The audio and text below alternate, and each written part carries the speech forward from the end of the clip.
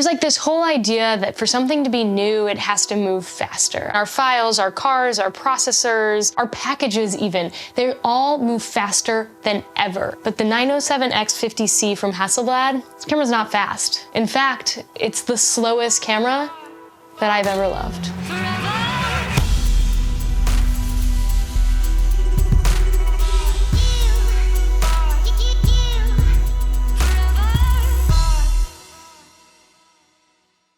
Big things in small packages is like super the trend in cameras recently, and Hasselblad's newest digital medium format camera is no exception to it. The 907X is a 740 gram metal box that can serve as a standalone medium format digital camera or as a digital back for Hasselblad V System cameras made from 1957 onward. And it is the smallest medium format body Hasselblad has ever made.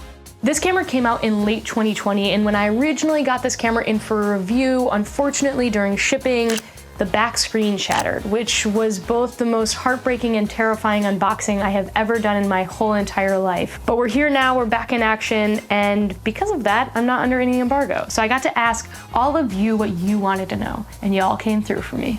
One of my favorite questions asked was around how the camera's form factor changed my style of shooting. And even I was surprised at how different this camera is to use from cameras that I am used to.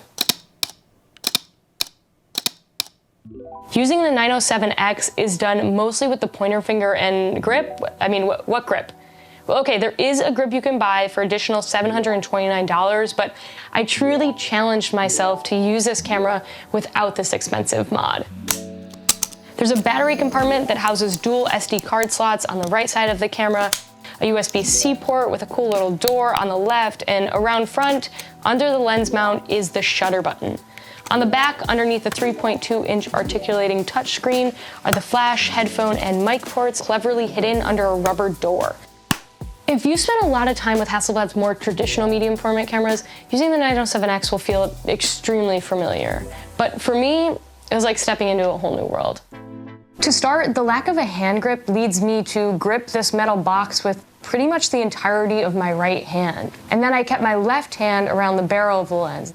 Next, there's only one dial on the whole system. It runs around the shutter button, which is on the front of the camera. Spin this dial to adjust f-stop, or hold down the small button on the right side of the camera while spinning this dial to adjust shutter speed. Everything else is controlled on the touchscreen around back, which is very responsive and smooth. And lastly, there's no viewfinder on the base model of this camera. As an ode to the waist-level cameras of medium format past, the 907X's back screen can articulate 90 degrees up. So you're looking down and into the camera instead of through the camera at your subject. All three of these features, the button placement, the lack of a handle, the articulating screen that you look down and into, they make for a completely new way of taking photos that takes a lot more time to do and a lot of patience to learn. Okay, the next big question I got on Instagram was if I could compare this 50 megapixel sensor to that of a full frame camera, and then someone also wanted to see it compared to an iPhone 12 Pro Max. Which is a funny request because those are extremely different sensors, but ask and you shall receive. Let's talk photo quality. The 907X has a whopping 50 megapixel medium format sensor capable of capturing 8,272 by 6,200 pixels. I found it sharpest at around f5.6 to f11, but the amount of depth you can capture at f1.9 is truly next level, and its focus fall off is just stunning. Although you can capture both Hasselblad 3FR RAW files and JPEGs, I found that in post, I really dug the colors from the JPEGs, more than starting with the super flat profile of the RAWs. Hasselblad's color science is honestly remarkable. In particular, the red hues this camera captures are so vibrant yet not over the top. This woman's red jacket on the snowy white background really allows her form to come alive. The 907X can shoot from ISO 100 to ISO 25600. I found the image gets a little grainy once you cross the 6400 range, but I didn't really mind this grain. It kind of has a nice texture to it. I also took it out one night on a tripod and let that shutter sit open on still objects. That level of detail is super useful for printing, for reframing, and I think especially useful for products, when you want your viewers to feel like they could reach into the frame and touch something. Now, the only thing that super disappointed me about using this camera was the focus system. It's contrast-based and it is slow. I think I've just gotten so used to the super fast systems on new mirrorless cameras, especially Sony systems, that coming back to the Hasselblad's slower focus system was jarring. And that's another thing that really slowed me down.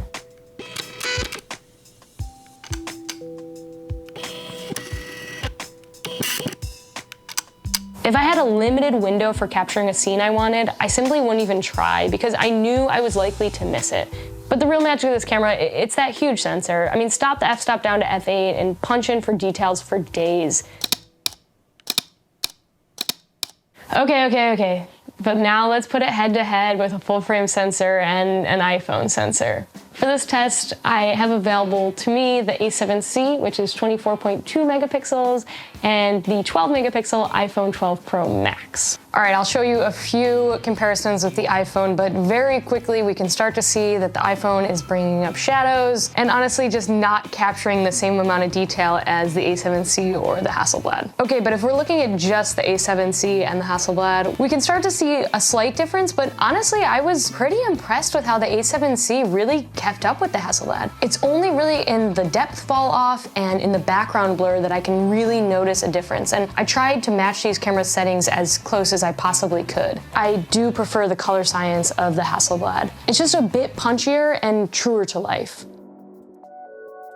Now, some of you wanted to know if you could shoot video with this camera. You know I was gonna do it, come on. First and foremost, the limited amount of video settings this camera provides should really tell you that it is not made for video at all. On the 907X, you can only shoot in 2.7K 2997 frames per second or Full HD 2997 frames per second.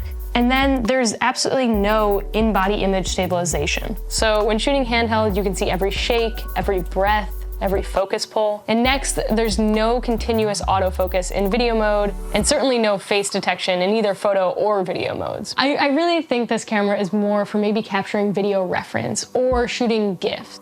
Besides the lack of controls, I don't think the battery life in this camera could support shooting a lot of video either. I found that while casually taking photos all day, I was really only getting through about half of a day shooting before needing to swap to another battery.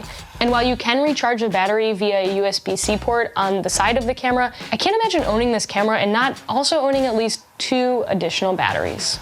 The last most frequently asked question was, who is this camera for? And that's a damn good question. And with that, it might be a good time to tell you this camera's price. The 907X 50C starts out at $6,400 for the body alone. Although it is one of Hasselblad's more affordable digital medium format cameras, this premium sensor, this sleek design, this brand name, it doesn't come cheap. And I really think someone who's gonna keep this in their studio for years to come, maybe someone who's printing their photos, someone who's doing product photography, or especially the person that's looking to make their film camera digital. I mean, they're gonna use this as a digital back. They're the person that's super gonna benefit from all of those megapixels. But for me, I've always wanted to be going faster. And when it comes to photography, that just means getting more shots in just a second, or having autofocus that can track really quickly moving subjects, because I move quickly. But when I was using the 907X, it was really nice to take a step back and slow down, to put the camera on a tripod, to really think more about my compositions before just firing off the shutter. It does feel kind of like shooting film, like really, really valuing each and every frame. It's slow, but it's really relaxing, and the results are gorgeous. So 907X 50C, I love you. You're so gorgeous. But wowee, I can't live on this island forever.